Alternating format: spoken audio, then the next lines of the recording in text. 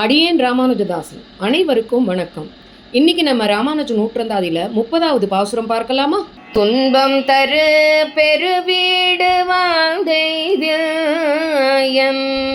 எண்ணிறந்த துன்பம் தரு நிறையம் பல சூழியம் தொல் உலக மண்பல் உயிர்கிறையவ மாயன் என மொழிந்த அன்பன் நனகன் ராமானுஜன் என்னை ஆண்டனே. இன்பம் தருகின்ற வீடு பேறு கிடைத்தால் என்ன, பல பல துன்பம் தரும் நரகம் சூழ்ந்தால்தான் என்ன?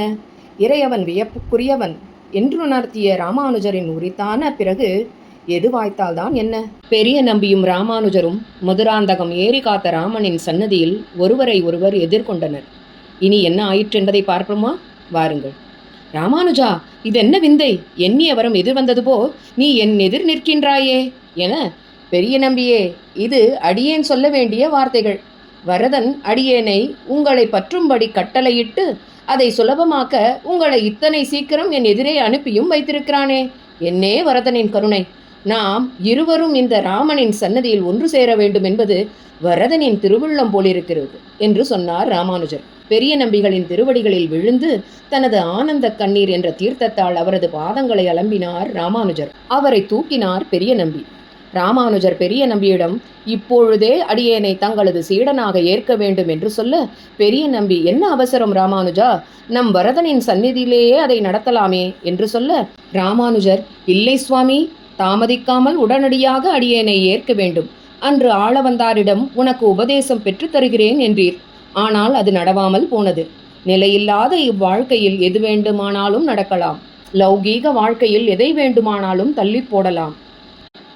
ஆனால் தங்களிடம் பெறக்கூடிய உபதேசம், அதை தள்ளி போட வேண்டாம் என்பதே எனது ஆசை என்று சொல்ல, பெரிய நம்பியும் நீ சொல்லுவதும் சரி என்று சொல்லி ராமனின் சன்னதியில் மகிழ மரத்தின் அடியில் அக்னியை மூட்டி சங்கு சக்கர முத்திரைகளை தீயிலே காட்டி ஆச்சாரியனான பெரிய நம்பிகள் தன் சீடனான ராமானுஜரை தன் எதிரில் அமர வைத்து சங்கு சக்கரங்களை ராமானுஜனின் தோள்களில் ஒற்றினார்.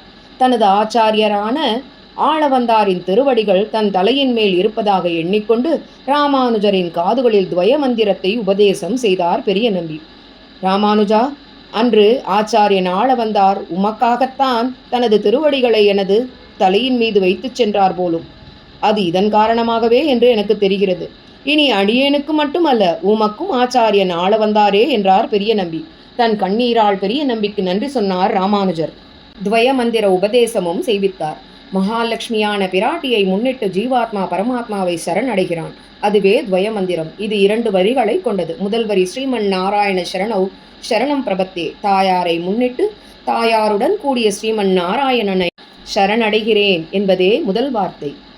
2வது வரியாலே ஸ்ரீமதே நாராயணாய நமக, பிராட்டியுடன் கூடிய ஸ்ரீமன் நாராயணனுக்கு கைங்கரியம் செய்வது, அதாவது நான் என்னுடையவன் அல்ல, அடியேன் எம்பெருமானுக்கே உரியவன் என்று சரணாகதி செய்து அவனிடம் நித்திய கைங்கரியம் பெறுவது. இதைத்தான் பெரிய நம்பி ராமானுஜருக்கு உபதேசம் செய்வித்தார். ராமானுஜா, உன் தந்தையே உனக்கு முதல் குருவாக கல்வி கற்பித்தார். பின்பு நீ யாதவ பிரகாசரிடம் கல்வி கற்றாய். அதனால் இனி உனக்கு புதிதாக சொல்வதற்கு ஒன்றுமில்லை. இருந்தும் உனக்கு சந்தேகங்கள் ஏதேனும் இருப்பின் கேள், அடியேனுக்கு தெரிந்தவரை சொல்கிறேன் என்றார் பெரிய நம்பி. வைணவத்தில் ஒருவன் ஆச்சாரியனிடம் பஞ்ச சம்ஸ்காரம் செய்து கொள்கிறான் என்றால் சங்கு சக்கரம் தோள்களில் ஒற்றிக்கொள்ளுதல், ஆச்சாரியன் மூலம் தாசிய நாமம் பெறுதல், பெயர் புதிதாக ஒரு நாமம் பெறப்படும். உடலில் 12 இடங்களில் திருமண் காப்பு சாற்றிக் கொள்ளுதல்.